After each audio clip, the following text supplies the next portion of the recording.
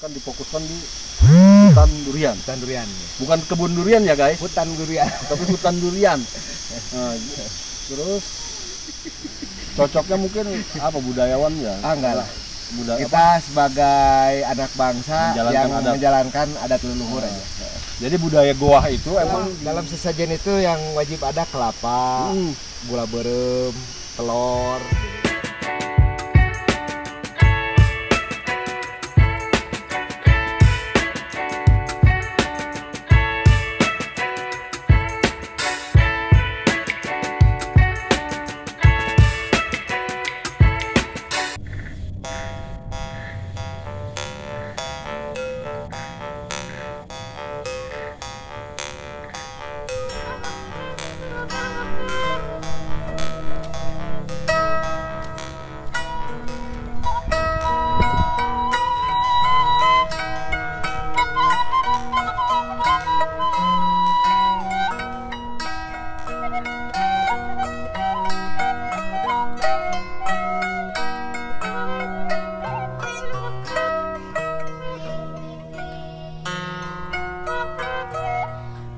Anteng bet enteng ngaca sugan aya kadang lengit kapanggi deui geni.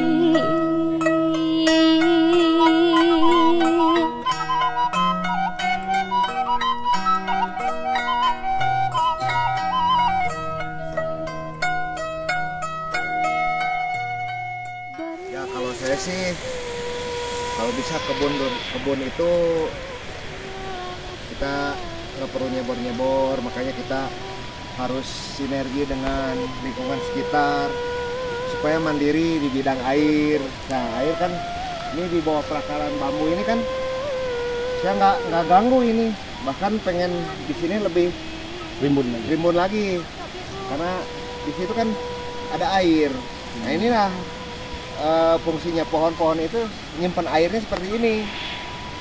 Ini kita bongkar sedikit udah jadi air, padahal cuma 2 jengkal lah.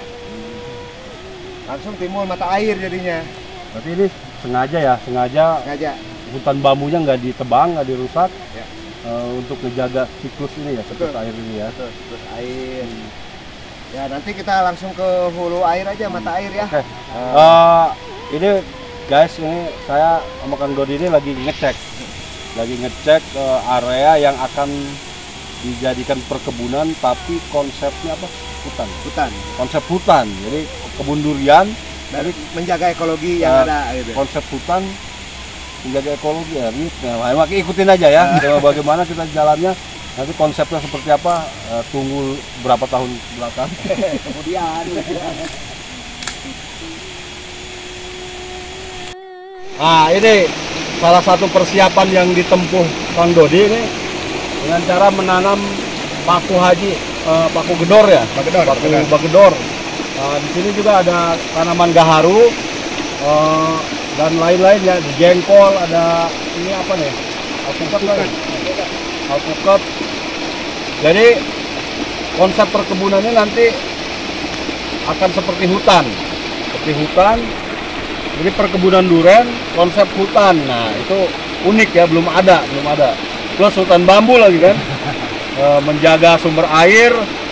Pokoknya lengkap lah ekosistemnya. Walaupun dia konsep walaupun perkebunan, tapi tetap menjaga ekosistem. Nah ini yang akan dilakukan oleh Kak Haji Dodi ini. Saya juga tadi bingung juga, loh perkebunan kok kayak gitu, kumaha ta? Nah, ya kayak kurang wawancara ya, kupas habis, kumaha maksud tujuannya ya. Kumaha Kak Haji? Iya non?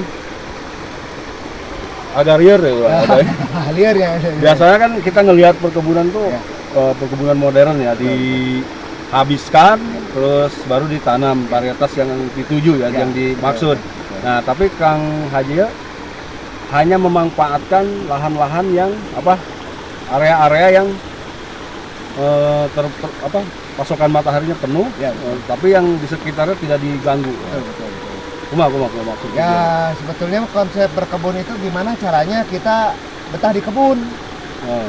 Betah di kebun, ketika masuk ke kebun tuh, aduh ada pohon pisang, kita ambil pisangnya, aduh ada bonteng secara alami gitu kan. Kita bisa menikmati. Terus nikmatnya lagi, aduh kalau kebun ini dipercantik ya dengan tanaman-tanaman hias, bunga, tapi yang masih asli dari hutan gitu, seperti pakis, paku. Karena ini disebut, kunaon disebut paku, ya ini pamage, ai paku teh. Iya, non. Pemageh tanah. Pamage. Jadi ini doang anyaman akar. Ya, untuk mengikat akar. Ini paku juga salah satu pengikat akar, penyimpan air juga. Jadi antara bambu, paku, itu karet kebo nih ya. Karet kebo ini penghasil air juga. Ada gaharu, kita nanti apa ya? Yang kita konsep itu kan, kita setiap hari ke kebun bisa kita ambil hasil setiap harinya. Lihat, ada setiap minggunya kita ada hasilnya, setiap bulannya ada hasilnya, setiap 3 bulannya ada hasilnya, setiap tahunnya ada hasilnya, setiap 10 tahun, 20 tahun, 30 tahun ada hasilnya. Jadi setiap waktu kita menghasilkan. Setiap hari kita misalnya panen tomat, ada tomat gitu kan. Nah, setiap bulan ada berganti, ada pohon alpukat kan 4 bulan sampai 6 bulan sekali. Berarti itu kan jangka waktu yang bisa kita panen.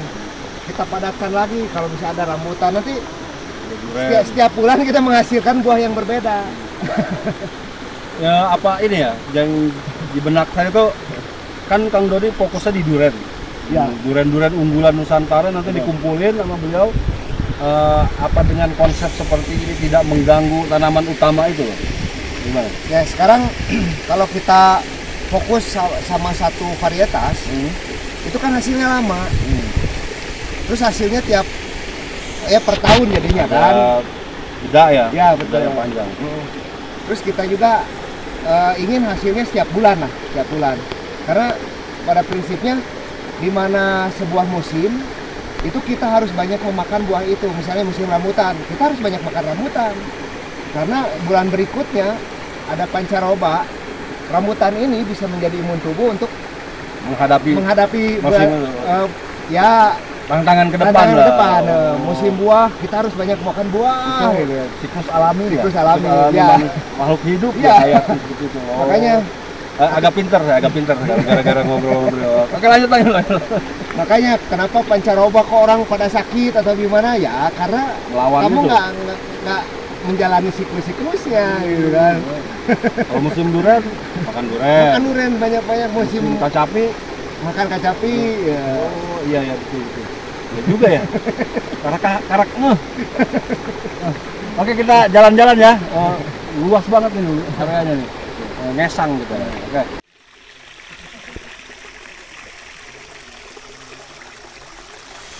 Nah ini Kang Dede, Ya. setelah saya masuk ini aura hutannya tuh terasa banget ya. Ya. Sejuk, terus Betul. sumber air itu melimpah di setiap sudut lembahan ini. Saya lihat tadi banyak sekali mata air. Ya betul. Curcor. Emang ini sengaja gitu tuh. Memang ini ya semoga kedepannya kan, ini kan walaupun aksesnya ke kota juga dekat lah, dekat gitu kan. Iya. Orang-orang juga sebetulnya mengenal. Jadi saya ingin menjadi percontohan bahwa walaupun dekat perkotaan, kalau hutan terjaga, ya bisa kelihatan hasilnya gitu, dari sumber airnya yang bersih, udaranya yang segar gitu kan. Nah nanti kedepannya ini konsepnya agrowisata, agroekonomi atau apa namanya? Nah, agroekosistem apa? berhubung saya mungkin tujuannya bisa seperti itu. Cuma untuk saat ini yang saya pikirkan bagaimana sesempurna mungkin menjaga lahan ini.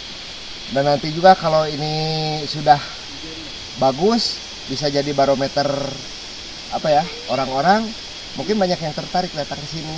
Mungkin lebih tepatnya agro ekologi. Jadi kita memperkenalkan ekologi yang sempurna gitu kan. Jadi perkebunan tapi tetap merawat ya. Betul, dari mulai tanah, air, hewan dan manusia itu sinergi. Di sini ya, benar dibikin kayak laboratorium kecil ya. Betul. Konsep bertani itu mengeksplorasi ya, tepatnya seperti itu ya. Ya. Keren. Akan difokuskan di hutan durian. Bukan kebun durian ya guys, Hutan durian. tapi hutan durian. Terus kayak lahan-lahan kosong yang di hutan bambu, ada area kosong itu nanti ditanamin. Nanti tanemin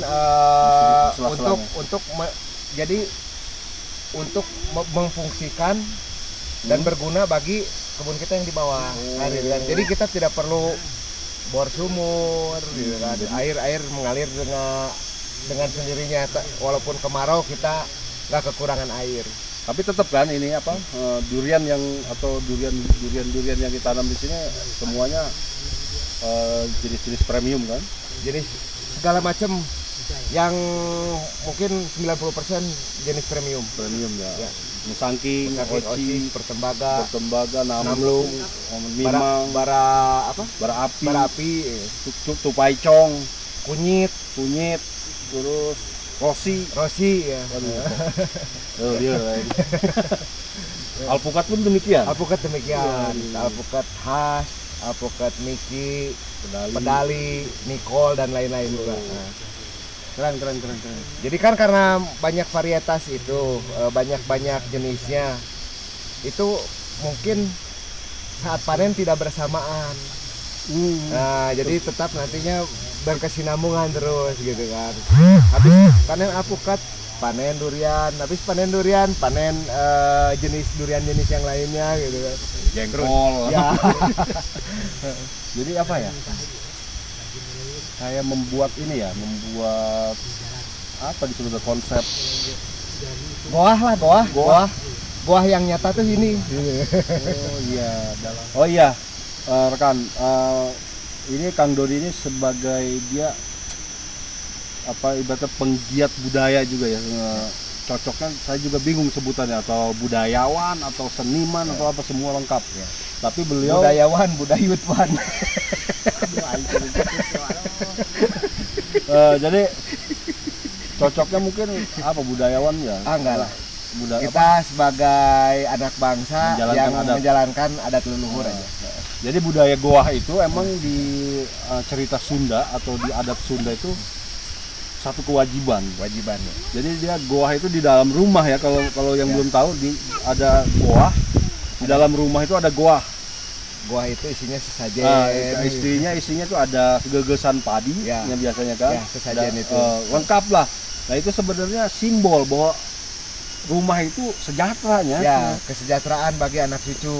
Jadi udah sejahtera. Jadi contoh bahwa rumah itu tidak kekurangan apapun. Jadi goah yang ada di dalam rumah itu hanya sebuah kitab yang harus kita baca. Nah ini diaplikasikan kita aplikasikan alam.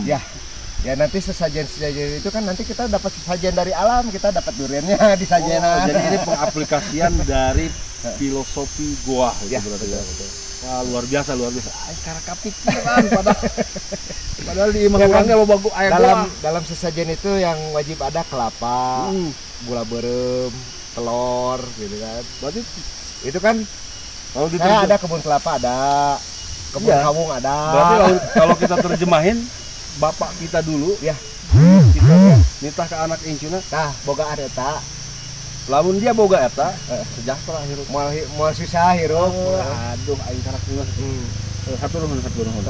Dalam mun dina sasajen aya janda moal kapake eta mah. Jadi pemaknaan dari goah yang di rumah-rumah yang dulu kayak nenek saya, ibu saya masih ada lah budaya goah itu di rumah. Ternyata diterjemahkan oleh Kang Dodi itu sangat meluas. Aplikasinya diaplikasikan ternyata luas ya. Kita penghormatan kepada sesajen, Ibu Dewi Sri begini. Ya kita aplikasikan ketika kita berkebun pun seperti itu. Ketika padi itu jadi, kita hormati. Kalau di goa kan cuma begini. Kalau di kenyataannya aplikasinya bahwa jangan menyia-nyiakan itu satu butir nasi pun kita tidak boleh kita tinggalkan. Kita tidak boleh ulah ngaremehkeun. Makanya namanya remeh. Nah, remeh. Berarti kalau kita membuang sebutir nasi kan namanya remeh. Ya. Berarti sikap meremehkan. Betul. Nanti kalau kita sudah terbiasa untuk tidak tong ngaremeh, DNA kita, gen kita dengan sendirinya untuk tidak menyepelekan dan akan sangat menghargai itu dan menghormati betul-betul. Karena dari sebutir nasi itu kinerjanya luar biasa. Wah, betul. Ada kerja keras di dalam Kerja situ. keras, petani, gotong royong, kasih sayang, ada ekonomi uang, ya, ada finansial ya dalamnya. berbagi. Banyak. Luar biasa. Oke. Kita lanjut lagi muter.